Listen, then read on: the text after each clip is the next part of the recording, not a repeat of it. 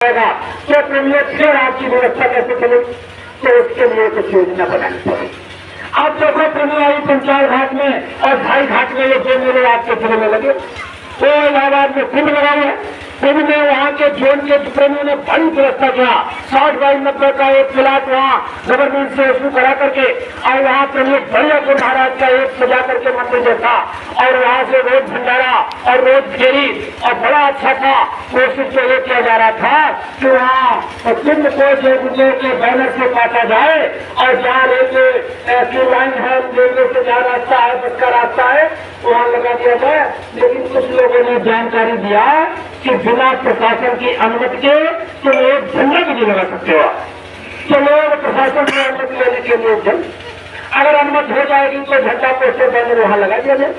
लेकिन ज्यादा संख्या फिर अगर अनुमति नहीं मिलती है तो 60 बाई 90 का जो एरिया है उसी को जितना सजा सकते हो सजाओ, और इतना सजाओ लोग उसको देखने के लिए मजबूर हो जाए कि बहुत बढ़िया चमक है, बहुत बढ़िया खाना खिलाओ, बढ़िया फेरी के साथ चुना के साथ, तो सारा सिस्टम वहाँ चल रहा है।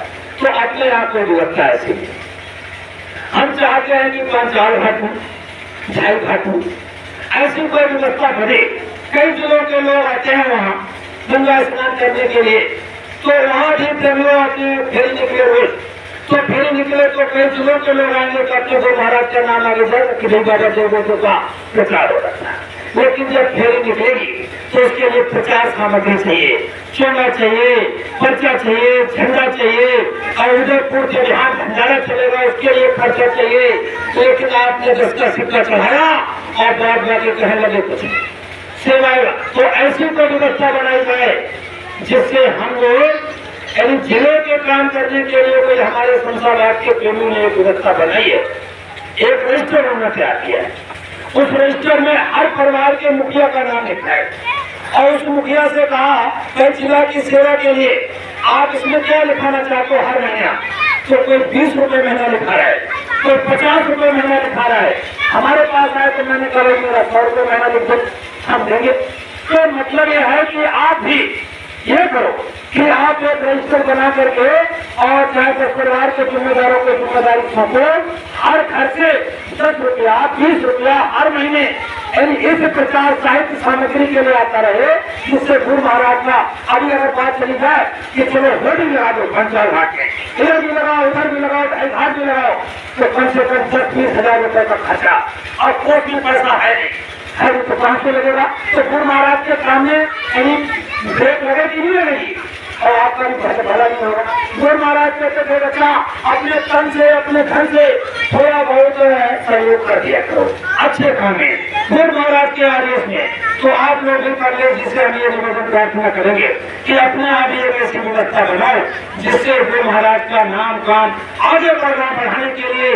देखो गोस्वामी जी ने रामायण में लिखा है कि गोस्वामी जग में जी बड़े, एक पैसा एक नाम, जो बड़े दुनिया में गोस्वामी जग में जी बड़े, एक पैसा एक नाम, और नाम से मुक्ति होती है, और पैसा से सब काम।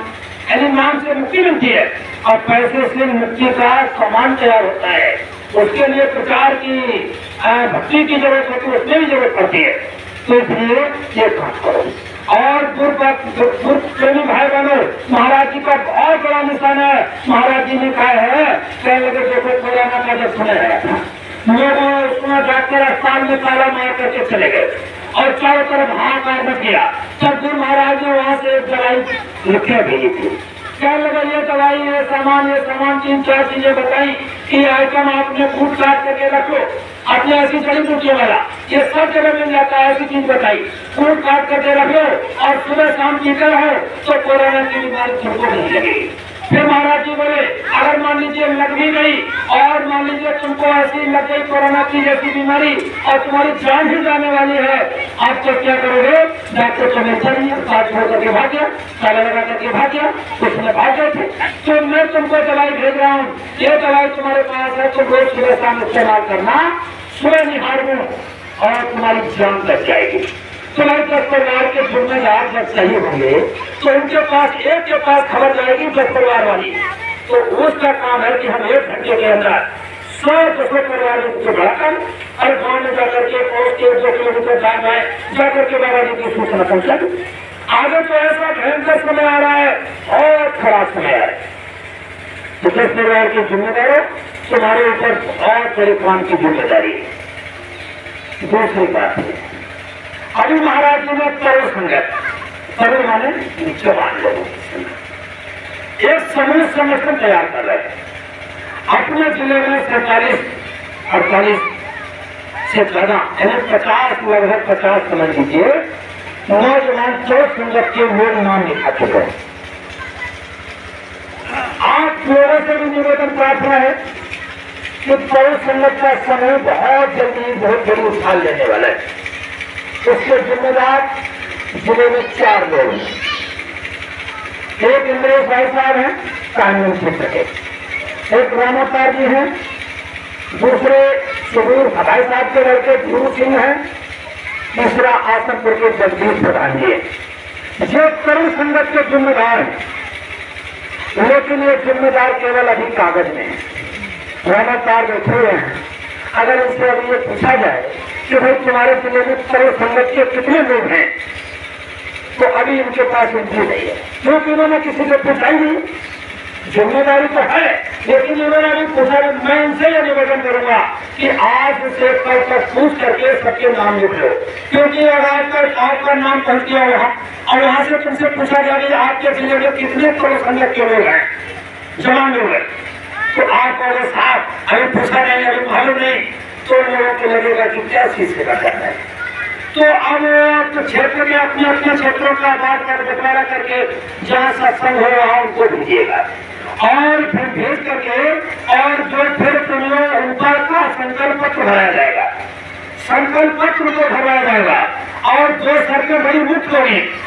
एक तो ये शर्त होगी कि आजीवन शाकाहारी हम रहेंगे। ये संकल्प पत्र में महाराज के घर में